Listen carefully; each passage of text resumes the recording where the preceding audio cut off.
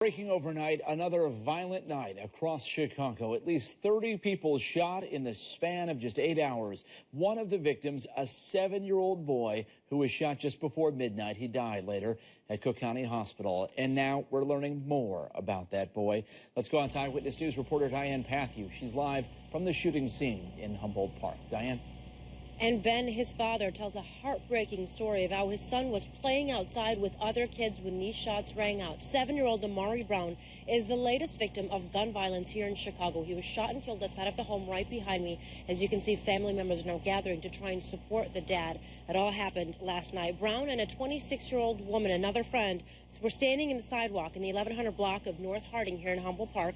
And around midnight, shots rang out. Brown was shot in the side of the chest and was taken to Cook County Hospital. His dad actually drove him there, and that is where he died. The woman was also shot in the chest, and she, we're told, is in good condition, and should be home soon. She lives at this residence. Brown's father tells us they had been celebrating the 4th of July and just had returned to this friend's house when the boy was playing in the front yard with other kids when someone came from around the corner and just opened fire. The shooters ain't paying no attention to kids out here. Like, that's just to make no sense. Like, somebody need to come up and talk. That little boy lost his life for no reason at all. That's just like one of the men. I consider everybody kid I had that's with my kids. One of the mans. I'm gonna treat him just like I treat mans. And that last night, that was wrong. Brown's death brings the unofficial count of shootings across the city to 37 people shot and 6 of them killed since Friday morning.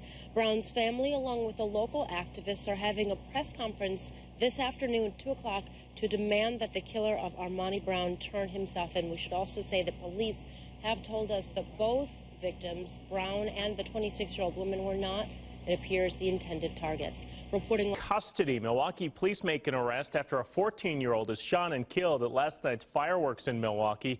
Now, police call the juvenile behind bars a person of interest. Tonight, the victim's mother is speaking out. Fox 6's Ashley Sears is live on Milwaukee's east side where this shooting happened with her message. Ashley, good evening.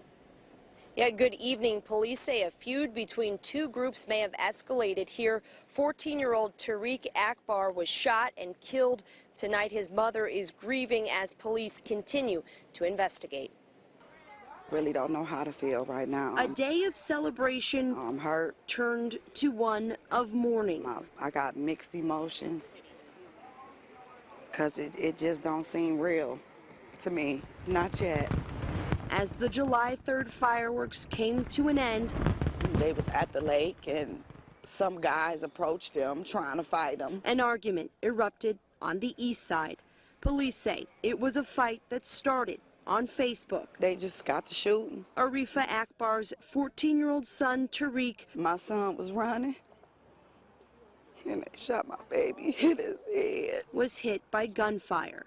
The shooting happened within 100 yards of dozens of officers. Certainly can't make any sense of this absurdity. Chief Ed Flynn, but this is the reality we're confronting. Says those officers ran to the scene performing CPR on the 14-year-old. Akbar was taken to the hospital. This young man was far too young. He later died. To have himself murdered so ridiculously. The boy's mother. He loved everybody, and everybody loved him. Struggles. He wasn't no person to be in no mess. To understand what happened. She says he was simply in the wrong place at the wrong time. I'm thinking about him. Suffering a pain that will never go away. He had a long life ahead of him.